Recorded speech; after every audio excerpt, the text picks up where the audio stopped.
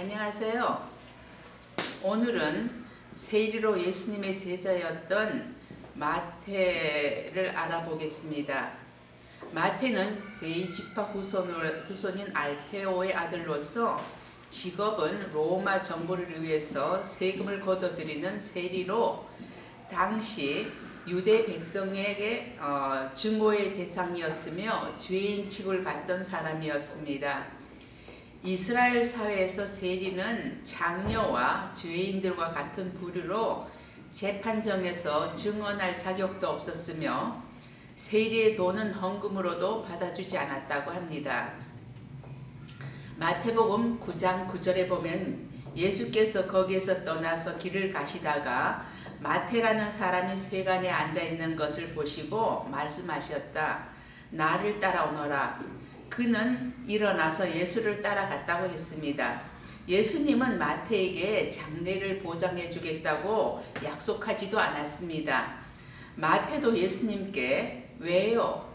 어째서요? 무엇 때문에요? 라고 토를 달지 않고 바로 그러니까 즉각적으로 예수님을 따라갔다고 했습니다. 또한 마태는 예수님께서 불러주셨다는 그 자체만으로도 감사해서 마가복음 2장 15절과 누가복음 5장 29절에 레위가 자기 집에서 예수에게 큰 잔치를 베풀었는데 많은 세리와 그 밖의 사람들이 큰 무리를 이루어서 그들과 한 자리에서 앉아서 먹고 있었다고 했습니다.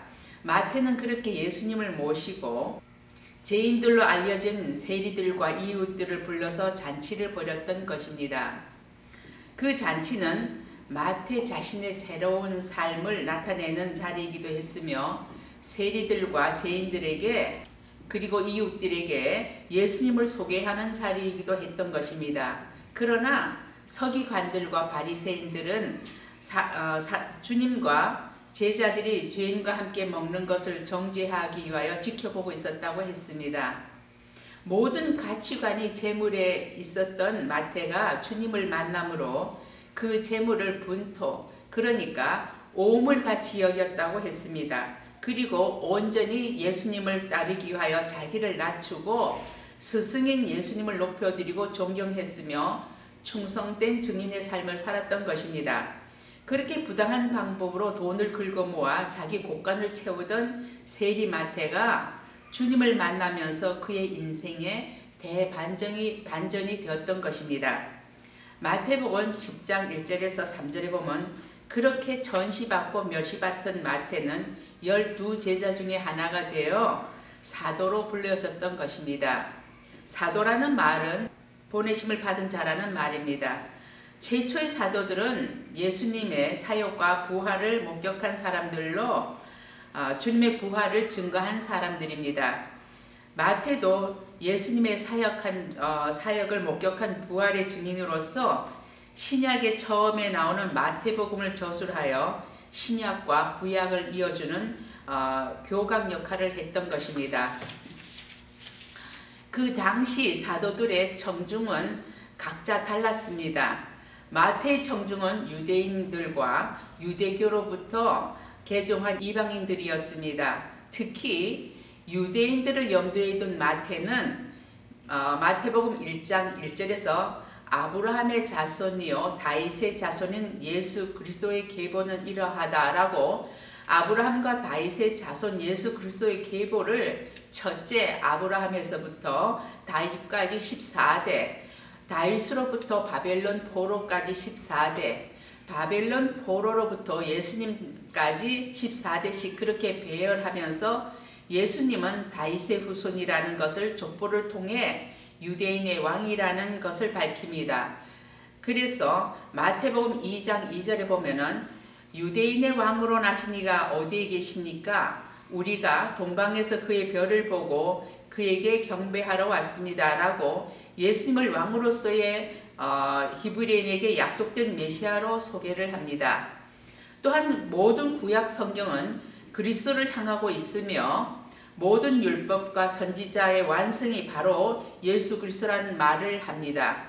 그리고 구약 성경에 약속된 메시아에 대한 예언을 모두 성취하신 분이 바로 예수님이라는 사실을 구약 성경을 약 100여 번이나 인용하면서 왕으로 오신 예수님을 소개하고 있습니다.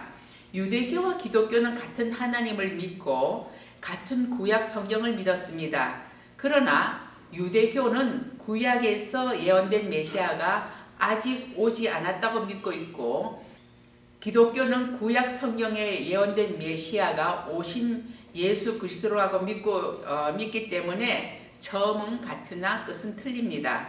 그리고 구약 교회는 이스라엘로 국한되었으나 기독교는 그리스도는 살아계신 하나님의 아들이라고 고백하는 사람들은 교회의 일원이 됩니다. 그런데 마태복음에는 유대 민족주의적인 구절이 많이 나옵니다.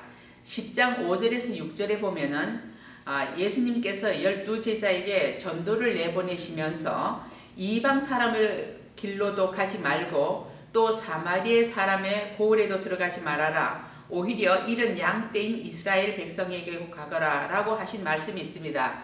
이 말씀은 하나님의 구속이 유대 민족에만 국한된 것이라는 것을 아니라는 것을 알게 됩니다.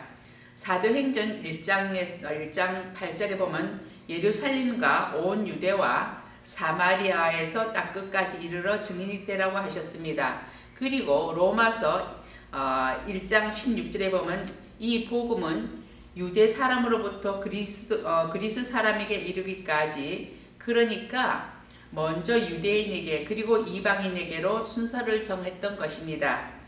또한 마태는 세리로 있었기 때문에 기록하는 것에 습관이 되었던 사람답게 마태복음을 크게 4가지 사실로 강조합니다. 첫째, 예수님은 구약 성경에 약속된 그리스도라는 것과, 둘째, 예수님은 하나님의 아들이시며 만왕의 왕 되심을 모든 민족에게 전해야 된다는 것과, 그리고 셋째, 하나님의 백성은 혈통적으로 유대인이 아니라 예수 그리스도를 믿는 사람이라는 것과, 넷째, 하나님의 백성은 예수님의 가르침에 따른다는 것입니다. 그리고 숫자와 배열에서도 뛰어난 마태는 사건을 주제에 따라 정리하면서 1장에서 28장까지 예수님의 설교와 행적을 대칭으로 기록했습니다.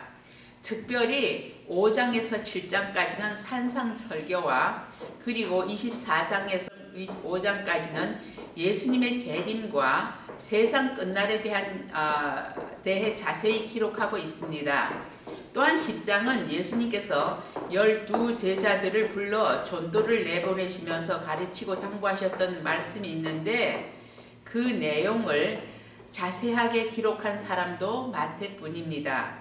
또한 마태복음 16장 17절에서 18절까지 보면은 선생님은 살아계신 하나님의 아들 그리스도이십니다 하고 고백한 베드로에게 예수께서 시몬 바요나야 너는 복이 있다. 너에게 이것을 알려주신 분은 사람이 아니라 하늘에 계신 나의 아버지시다. 나도 너에게 말한다. 너는 베드로다.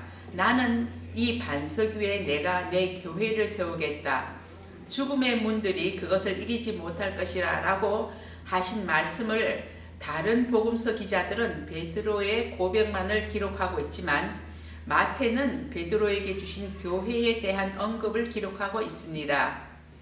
유대인을 향해 사역하던 마태가 예수님의 승천을 소개하면서 마태복음 28장 19절에서 20절을 보면은 그러므로 너희는 가서 모든 민족을 제자로 삼아서 아버지와 아들과 성령의 이름으로 침례를 주고 내가 너희에게 명령한 모든 것을 그들에게 가르쳐 지키게 하여라.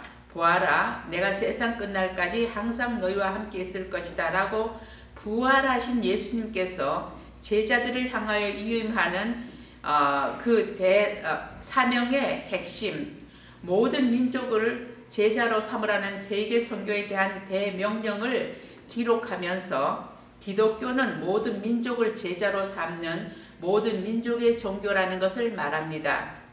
예수님의 지상 명령은 한 사람도 빠짐없이 제자로 삼으라는 것이 아니라 한 민족도 빠짐없이 복음을 전하여 그들에게 교회의 일원이 되게 하라는 것입니다. 여기서 주 동사는 제자로 삼아서입니다. 제자로 삼는 데는 첫 번째 가라고 했습니다.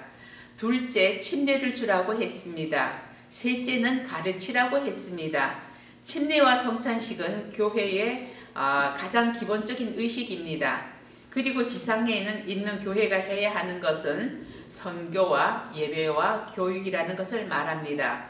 자신을 세리 마태라고 겸손하게 낮춰 부르며 기록한 마태복음, 신약 성경에서 창세기와 같다고 하는 마태복음을 주님은 신약 성경의 첫 번째 책으로 사람들에게 가장 많이 읽히는 책으로 삼으셨던 것입니다.